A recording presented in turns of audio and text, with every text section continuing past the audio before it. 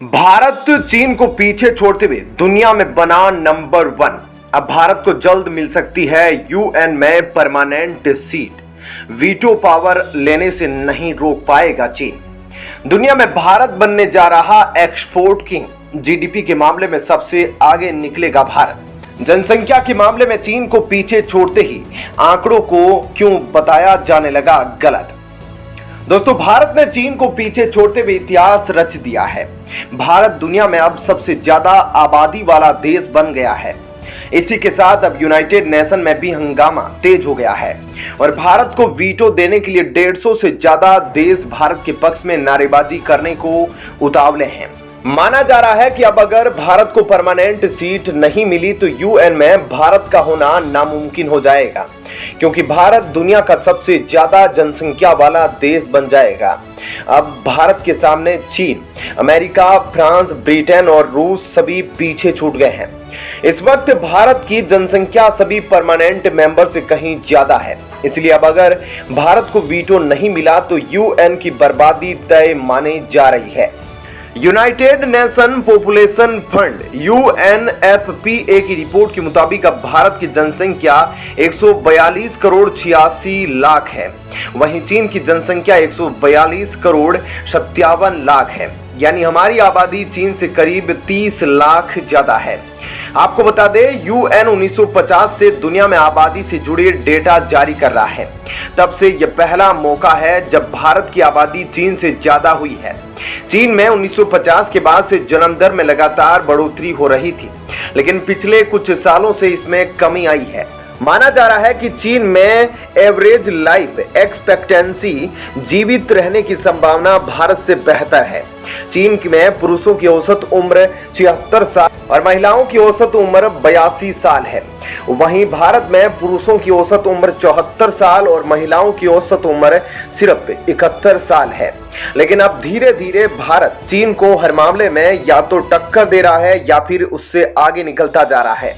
ऐसे में अगर चीन संयुक्त राष्ट्र का परमानेंट मेंबर है तो भारत क्यों नहीं? क्योंकि भारत न केवल अब दुनिया का सबसे ज्यादा आबादी वाला देश है, बल्कि दुनिया का सबसे बड़ा लोकतंत्र और 5वीं बड़ी अर्थव्यवस्था भी है। ऐसे में कम्युनिस्ट चीन को संयुक्त राष्ट्र में रखना और भारत जैसे पवित्र लोकतंत्र को परमानेंट सीट ना देना, यह अपने आप में बेहद गंभीर विषय है जो यूएन की इज्जत को तार तार कर रहे हैं। UNFPA इंडिया के प्रतिनिधि ने कहा कि भारत एक शक्तिशाली देश है। शिक्षा, स्वास्थ्य, स्वच्छता और आर्थिक विकास के मामले में यह लगातार आगे बढ़ रहा है। हम तकनीकी मामलों में भी हर रोज नए नए रिकॉर्ड्स बना रहे हैं, लेकिन इसके बावजूद भी हमें वीटो पावर क्यों नहीं दिया जा रहा? दोस्तों, भारत एक बहुत ही बड़ी साजिश का शिकार हो रहा है, जिसमें 5 परमानेंट देश मिले हुए हैं।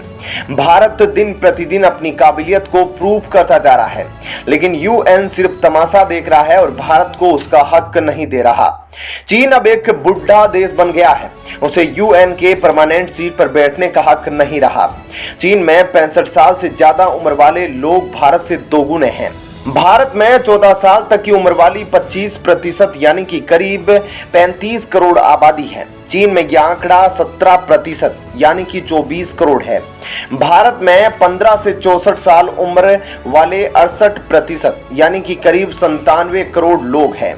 चीन में यह आंकड़ा 69% यानी कि 98 करोड़ है। भारत में 65 साल से ज्यादा उम्र के 7% यानी कि करीब 10 करोड़ लोग हैं। वहीं चीन में यह आंकड़ा 14% यानी कि करीब 20 करोड़ है। इस आंकड़े को देखते हुए भारत की जनसंख्या बेहद नौजवान है, जिसे अगर परमानेंट सीट नहीं दी गई तो हमारे प्यारे भारत के साथ सबसे बड़ा अनर्थ माना जाएगा, जिसका बदला यूएन की बर्बादी से चुकता होगा। चीन की आबादी 142 करोड़ 57 लाख है और वह अब दुनिया का दूसरा सबसे अधिक जनसंख्या वाला देश बन गया है। अब उसे नैतिकता के आधार पर अपना परमानेंट सीट खाली करके भारत को ऑफर करना चाहिए। जनसंख्या के नए रिपोर्ट पर प्रतिक्रिया देते हुए चीन के विदेश मंत्रालय के प्रवक्ता वांग ने एक संवाददाता सम्मेलन में कहा, जब किसी देश के डेमोग्राफिक डिविडेंड का आकलन किया जाता है तो हमें केवल जनसंख्या के आकार का नहीं बल्कि उसकी जनसंख्या की क्वालिटी को भी देखना होता है। अब देखिए दोस्तों, चीन को अब मिर्ची लगी है तो वह अब क्वालिटी और क्वांटिटी की बात करने लगा है। लेकिन सच तो यह है कि भारत के लोग चीनियों से हर मामले में बेहतर होते जा रहे हैं। सीमा पर भी हमारे सैनिक के चीनी सैनिकों को धूल चटाने में कोई कसर नहीं छोड़ते। हमारे लोगों का हौसला चीनी लोगों के हौसलों से कई गुना ज्यादा बड़ा है। बता दें कि चीन की 1.4 अरब आबादी में काम करने की आयु वाले लोगों की संख्या 90 करोड़ है। वांग ने कहा कि जैसा कि हमारे प्रधानमंत्री ली ने कहा कि हमारा डेमोग्राफिक डिविडेंड कम नहीं हुआ है और हमारा टैलेंट डिविडेंड तेजी से बढ़ रहा है। चीनी प्रवक्ता ने कहा कि हम मानते हैं कि हमारे ज्यादातर लोग अब धीरे धीरे बूढ़े हो रहे हैं। इससे बचने के लिए हमने डेमोग्राफिक बदलाव किए हैं ताकि हमारी ओवरऑल जनसंख्या हमेशा यंग रहे, जो आने वाले समय में चीन को काफी फायदा पहुंचाएगा। आपको बता दें 2022 में चीन के अंदर डेमोग्राफिक संकट पैदा हो गया था, जिसके बाद से ही चीनी सरकार काफी सतर्क नजर आने लगी थी। लेकिन जानकारी के लिए आपको बता दें कि यूएन की तरफ से भारत में जो आंकड़े सामने आ रहे हैं उसकी सटीकता पर भी कई सवाल खड़े हो गए हैं। भारत में जनगणना बहुत जटिल काम है जिसमें 30 लाख कर्मचारी लगते हैं जो घर घर जाकर सर्वे करते हैं। भारत के पास 2011 की जनगणना के आंकड़े हैं जो पुराने पड़ गए हैं और संयुक्त राष्ट्र के जनसंख्या मामलों के एक्सपर्ट को इसके अलावा भारत सरकार द्वारा हर साल किए जाने वाले सैंपल सर्वे के आंकड़ों का ही भरोसा है, लेकिन यह भी अपडेट नहीं है। संयुक्त राष्ट्र के एक्सपर्ट का कहना है कि सैंपल सर्वे के आंकड़े भी भारत सरकार ने 2019 के बाद जारी नहीं किए हैं। अभी तक 2020, 21 और 22 के असली आधिकारिक आंकड़े ही बाहर नहीं आए हैं। हमने जो अनुमान लगाए हैं वो पिछले आंकड़े और 2019 तक की विभिन्न स्रोतों से मिली जानकारियों पर आधारित है। जानकारी के लिए आपको बता दें कि भारत में विपक्षी दलों को लगता है कि जनगणना में देरी इसलिए की जा रही है ताकि इसके नतीजों से प्रधानमंत्री नरेंद्र मोदी की जो कि उनके दूसरे कार्यकाल के हालात बयां करेंगे। बता दें कि भारत की मौजूदा सरकार पर आंकड़ों की गुणवत्ता और कई दूसरे सर्वेक्षणों को जारी करने में देरी पर भी सवाल उठ रहे हैं। ऐसे में जनगणना को लेकर भी अनिश्चितता नजर आती है। लेकिन यूएन ने अगर यह घोषणा कर दी कि अब भारत दुनिया का सबसे बड़ा आबादी वाला देश बन गया है तो इस बात को पूरी दुनिया को मानना ही पड़ेगा। लेकिन सबसे ज्यादा आबादी वाला देश बनने के साथ ही सवाल उठ रहे हैं कि क्या हम उसी रफ्तार से विकास के रास्ते पर चल पाएंगे। आज जब संयुक्त राष्ट्र ने भारत को आधिकारिक तौर पर दुनिया का सबसे ज्यादा आबादी वाला देश घोषित कर दिया है तो आइए समझने की कोशिश करते हैं कि आखिर भारत $2 ट्रिलियन का एक्सपोर्ट करने वाला देश क्या 2030 तक बन पाएगा। भारत सरकार की विदेश नीति 2023 में साल 2030 तक भारत के निर्यात को बढ़ाकर $2 ट्रिलियन तक पहुंचाने का रखा गया है। यह आंकड़ा लगभग इटली के 2022 की जीडीपी या भारत के 2014 के जीडीपी के आकार के बराबर है।